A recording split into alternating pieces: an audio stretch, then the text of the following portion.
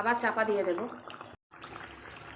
তো দেখো আমি 4 মিনিট চাপা দিয়ে রেখেছিলাম, আমার রান্নাটা হয়ে গেছে। এই এরকম একটু ঝোল থাকবে, বেশি ঝোল থাকবে না, গঙ্গার মাছ তো। তো দেখো শাটিং মাছ আর ফুলকপির ঝোল হয়ে গেল, মানে বেশি ঝোল না।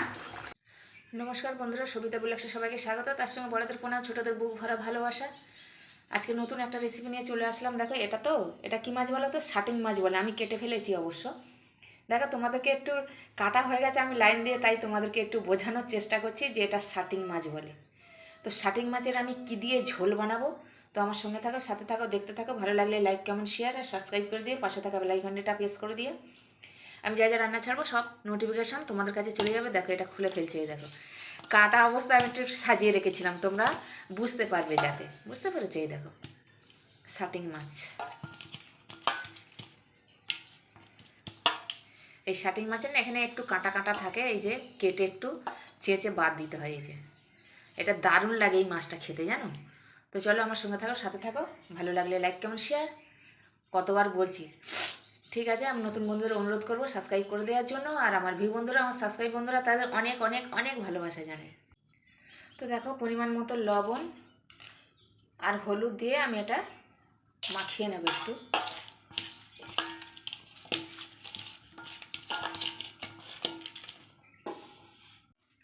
সাদা তেল দিয়েছি, তেল গরম হয়ে গেছে, এবার মাছগুলো ভেজে নেব।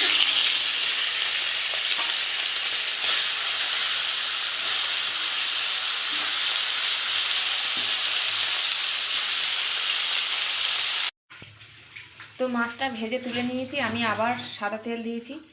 আর দেখো এই যে ফুলকপি এরমভাবে কেটে নিয়েছি, দেখো ভালো করে।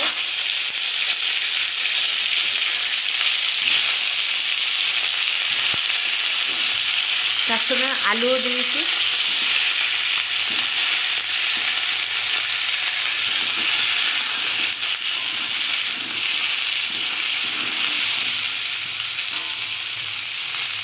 ফুলকপি আলু ভেজে নেব। আর ফুলকপিগুলো কিন্তু এখন খুব পোকা হয়, ওই জন্য গরম জলে আমি একটু ধুয়ে নিয়েছি। এরমভাবে ফুলকপি কেটে নিয়েছি। তো দেখো আমার মাছ আর ফুলকপি আলু ভাজা হয়ে গেছে। দেখো মাছটা এরকমভাবে ভেজে নিয়েছি, সুন্দর করে এরকম ভেজে নিয়েছি। আর এদিকে ফুলকপি আলু এরমভাবে ভেজে নিয়েছি। এবারে দেব তেলের উপর একটু কালো জিরে দেব। কালো জিরেটা একটু ভেজে নিয়েছি। এবার একটা গোটা পেঁয়াজ কুচি দিয়ে দিলাম, বড় সাইজের।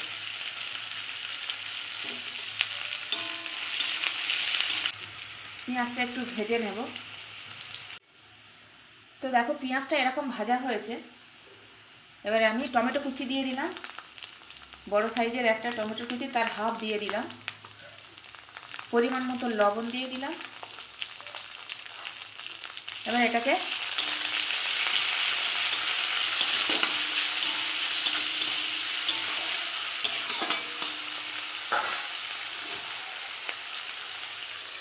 ঢাকা দিয়ে একটু, তাহলে নরম হয়ে যাবে টমেটো।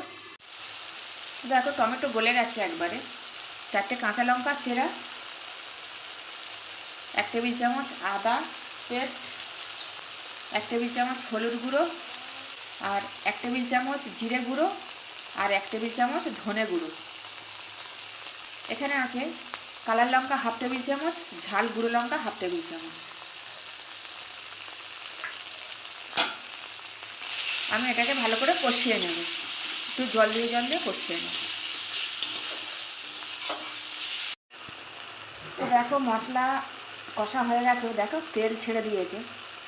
এবার আমি দিয়ে দেব সেই আলু আর ফুলকপি ভাজাটা দিয়ে দিলাম। দিয়ে আমি আরেকটু নাড়াচাড়া করে একটু কষিয়ে নেব। ফুলকপি আলু 1 মিনিটের মতন কষিয়ে নিয়েছি। এবার আমি জল ঢেলে দেবো।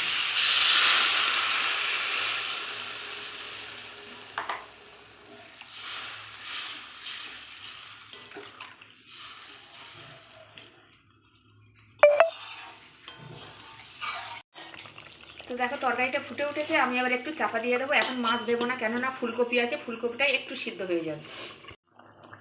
2 মিনিটের মতন চাপা দিয়েছিলাম, চাপাটা খুলে নিয়েছি। একটু আলু আর ফুলকপি সিদ্ধ হয়েছে, গলে গেছে। এবার আমি ভেজে রাখা মাছগুলো দিয়ে দেবো।